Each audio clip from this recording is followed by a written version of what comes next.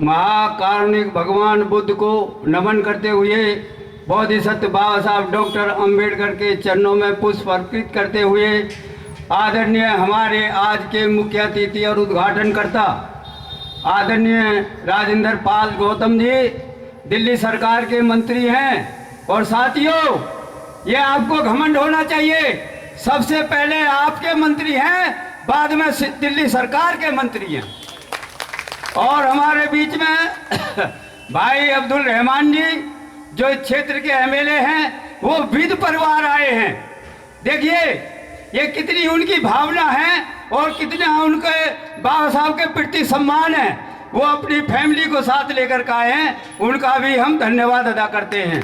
भाई अनिल जैन जी भी उनके ही कदमों पर चल रहे हैं, उनकी बीवी और वो सारे लोग आए हैं, अख्तर सिद्दीकी वगैरह सारे लोग हैं। मंत्री जी आपको बताना चाहता हूं, मैं इसलिए कह रहा था कि जब मंत्री आएंगे जब मैं अपनी बात रखूंगा। मंत्री साहब 1980 में इस अंबेडकर चौक की स्थापना हुई थी। 1980 में आपको पता है आदरणीय संजय गांधी जी एक्सपायर हुए थे, उनकी डेथ हुई थी। तो यहाँ पर कुछ लोग मनुवादी लोग गांधी का चौक बनाना चाह रहे थे, संजय गांधी का, लेकिन हमारे समाज ने जागरूकता दिखाई, हमारे समाज ने एकता दिखाई।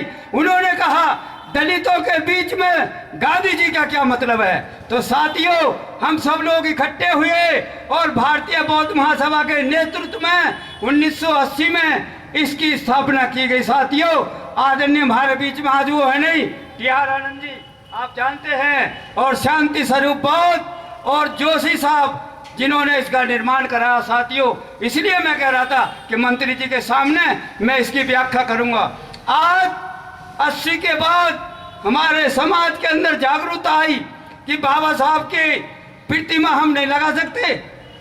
जब बाबा साहब ने पूरे देश की महिलाओं के लिए, दलितों के लिए इतना कार्य किया, इतना त्याग किया, तो सब लोगों ने इकट्ठे होकर के, और ठाकुर दास जी का धन्यवाद, उन्होंने ये प्रतिमा दी और सारे लोगों ने इसके लिए जो पत्थर और जो देखभाल करी, ये सब लोग हमारे दलित लोगों ने इकट्ठे होकर के सहयोग करा।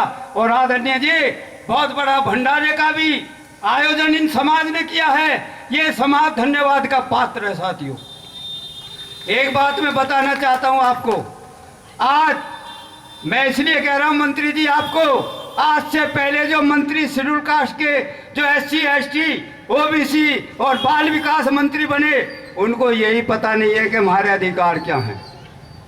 मंत्री साहब मैं बताना चाहता हूं, कांग्रेस के टाइम में यहाँ से अपने वो राजकुमार यहाँ आपकी तरह मंत्री थे, और राजकुमार जी को ये पता नहीं थे कि हरिजन शब्द अनसंवैधानिक है। उन्होंने जितने भी चौपाल बनाई, जितने भी हमारे वो चौपाल बनाए गाँवों में, सब में हरिजन चौपाल लिखा। राजेंद्र प्रधान जी ने अपनी चौपाल का उद्घाटन कराया मंत्री साहब, तो उसमें हरिजन चौपाल लिखा।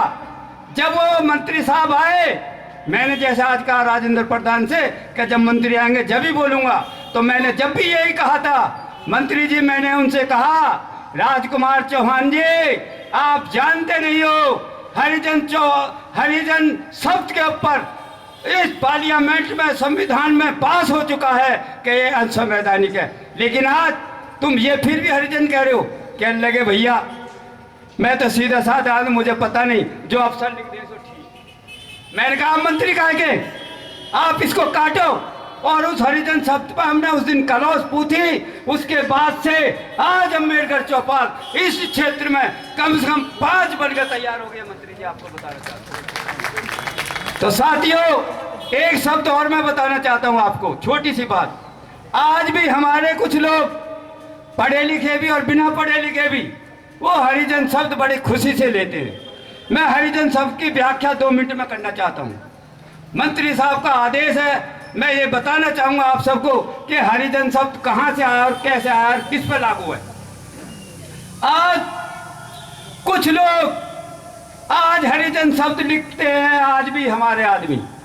मैं हरिजन शब्द की व्याख्या करना चाहता हूं साथियों। हरिजन शब्द कहां से पैदा हुआ और किस पर थोपा गया। हरिजन शब्द वो है, धम बंधुओं, ये कहते हैं ना, ये हरिजन है। हरिजन का मतलब हम भगवान की औलाद।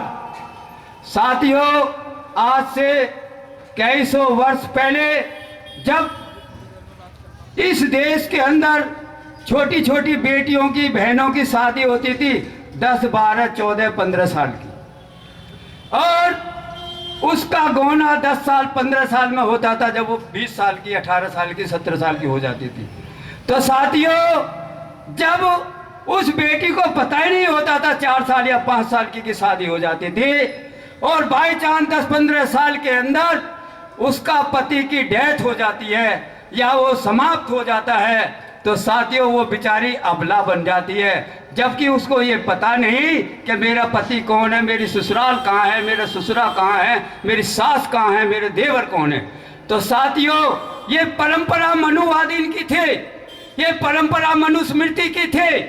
उसके माध्यम से उस बेटी को दूसरी शादी नहीं कर सकते थे। शादियों ये उसको मंदिर में जा करके दान देते थे, और ब्राह्मण की जिम्मेवारी होती थी उसके पालन पोषण की। तो साथियों, आप जानते हैं, जब युवा बेटी किसी की भी और मंदिर में जाकर सेवा करेगी तो वो ब्राह्मण अछूता नहीं छोड़ेगा उसको। तो साथियों, वहां जो औलाद होती है, वो औलाद ये पब्लिक को शांत करने के लिए, वहां के समाज को समझाने लगे, कहते हैं ये तो हरिजन की, ये भगवान की औलाद है। तो साथियों, मैं पूछना चाहता हूँ, मंदिरों में किसका जाने का अधिकार था? हम लोगों को, मंत्री साहब और मेरे भाइयों, मंदिरों में जाने का अधिकार नहीं था। आपने देखा था मंदिरों के अंदर तो यहाँ के ब्राह्मण, बनिया और वैश्य जाते थे। तो ये औलाद, नाजायज औलाद जो पैदा हुई है, ये हरिजन शब्द वहां से उत्पन्न हुआ है। और दूसरा एक और बात बताना चाहता हूँ साथियों, इसी तरीका से जो हमारी बहनें अबला हो जाती है, उनको तुलसी पूजने का अधिकार मिल जाता है कि तुम तुलसी पूजो और मंदिर में सेवा करो, और जो उनसे संतान पैदा होती है वो हरिजन कहलाए जाते हैं। तो साथियों, हम हरिजन नहीं है, हम तो बाबा साहब डॉक्टर अंबेडकर के संविधान के द्वारा इस भारत के नागरिक हैं, और भारत के विकास की बात करते हैं, और समता और मैत्री और बंधुता की बात करते हैं साथियों। तो मैं ज्यादा कुछ ना कहते हुए इन्हीं शब्दों के साथ आप सबका आभार व्यक्त करता हूं। आपने बड़ी शांति से सुना, और मंत्री जी आपका खास कर और अब्दुल रहमान जी का धन्यवाद अदा करता हूं कि आज बाबा साहब के साथ साथ हमको भी आपने गौरवान्वित किया है। बाबा साहब के जो प्रतिमा का अनावरण किया है, इस देश की जनता का आपने जो हृदय जीता है, उसके लिए मैं आपका धन्यवाद करता हूं। जय भीम, जय भारत। जोर से नारे लगाएंगे। बाबा साहब अम्बेडकर, बाबा साहब अम्बेडकर, भगवान बुद्ध की, भगवान बुद्ध की। धन्यवाद, धन्यवाद नेताजी। साथियों, अभी हमारे बीच में भाई अनिल जैन जी, श्रीमती आसमा रहमान जी और शिखा जैन जी है। मैंने उनसे भी कहा था बोलने के लिए कि उन्होंने मंत्री जी का समय, उस कीमती समय को देखते हुए, उन्होंने इसी बात को देखते हुए कि उनका समय कम है, इसलिए उन्होंने मना कर दिया। और मैं इसके बाद उस समय को देखते हुए मैं अपने क्षेत्र के विधायक, बहुत ही जुझारू